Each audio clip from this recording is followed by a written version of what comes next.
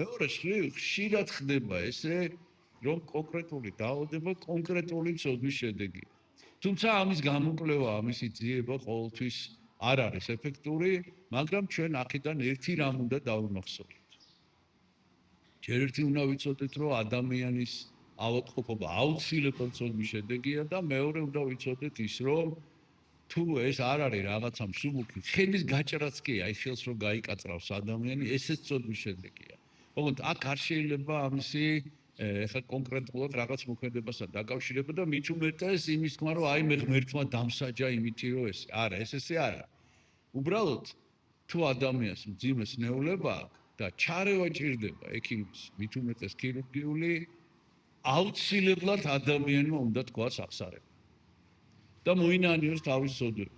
ეს არის საწინდარი განკურნების. მე ადრეც მithქვამს, რომ იყვნენ ისეთი ცნობილი ექიმები, ქირურგები განსაკუთრებით, რომლებიც არავითარ შემთხვევაში ოპერაციას არ აკეთებდნენ, თუ პაციენტი აღსარებას არ ეთხოვდა.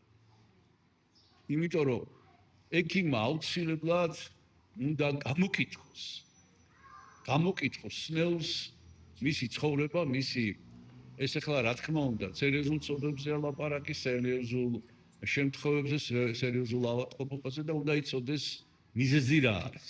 მიზეზი რა არის, იმიტომ რომ შეიძლება ქართული გამოთქმა არ აქვს, შეიძლება თავი მოვქონო, მაგრამ თუ ეს ინფექცია, თუ ეს ავადმყოფობა ძინფესვიანად არ აღმოყარი, უნდა იცოდეს სად არის ამისი თავი.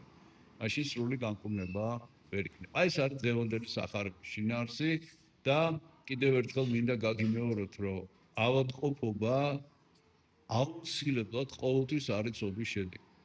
რომელიც ცოდვის შეიძლება ჩვენ ეს არ ვიცოდეთ, მაგრამ ცოდვის შედეგია და დასკვნა ის არის, რომ ჩვენ უნდა ვთქვათ აღსარება და უბრალოდ ხშირად უნდა ვთქვათ ეს აღსარება. არ არის აუცილებელი, რომ ავად გავხდით. და კიდევ ერთ გარემოებას მინდა ხაზი გაუსვა, ჩვენთან, სხვაგანაც ალბათ, მაგრამ ჩვენთან განსაკუთრებით არის გავრცელებული რაღაც ესეთი ცრურწმენა, რომ თუ ადამიანი განსაკუთრებით ასაკოვანი ადამიანი ძალიან ავათარი და შესთავაზე აღსარების თქოს უბრალოდ არ თავაზობენ ხოლმე ზიარებას, რომ ეგონება რომ კვდება. ანუ ესე იგი ესეთი გავრცელებული ცრურწმენა, რომ აუცილებლად ადამიანი ესე იგი თუ კვდება მაშინ უნდა თქვას აღსარება, ან კიდევ უარესი რომ თუ აღსარებას ამბობს, ესე იგი მოკვდება. არა, ესე არ არის. ადამიანმა ხშირად უნდა თქვას აღსარება და ხშირად უნდა მიიღოს წმინდა ზიარება. და ძირითადად სახარების ეს ადგილი გარკვეულის განკურნება გვასწავლის ამას, მე აღარ მოვყვები მის შინაარს და შეგიძლიათ მოისმინოთ ეს საუბარი დილვარხის მეორე კვირის გარკვეულის განკურნება ესე ქვია საუბარს.